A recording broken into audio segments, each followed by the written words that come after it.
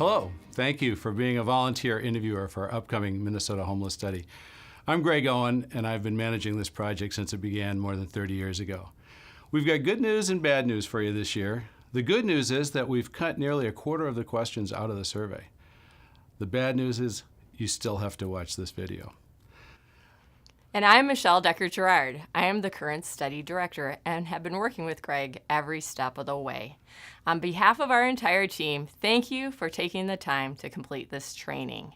We are excited to have you with us on our 10th cycle of the Homeless Study and want to highlight some of the important changes for new and returning volunteers. This year, we have increased the cash incentive that respondents receive from $5 to $10. Secondly, as Greg mentioned, our staff has worked to shorten the survey and streamline some of the questions. So even if you have been involved in the study before, it is important that you watch these videos and practice conducting the interview before the day of the study, which is Thursday, October 25th. The information you collect from these interviews is critical to painting an accurate and current picture of homelessness in Minnesota. With this information, agencies are better equipped to provide services and work towards ending homelessness. 30 years ago, the homeless population was largely made up of middle-aged men who are homeless for the first time. Today, women are almost as likely as men to be homeless, and our last study found that 3,300 Minnesota children are homeless on one night in October.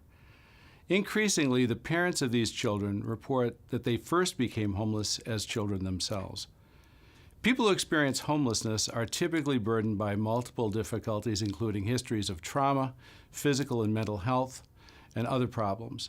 Our 2015 study found serious mental health problems and chronic physical ailments affect over half of all homeless adults. We hope this helps give you a sense of why this survey is so important in our work to address homelessness in Minnesota and the critical role you play as an interviewer. Our training is broken into 2 video segments. The first segment provides basic instructions on how to conduct a social science interview.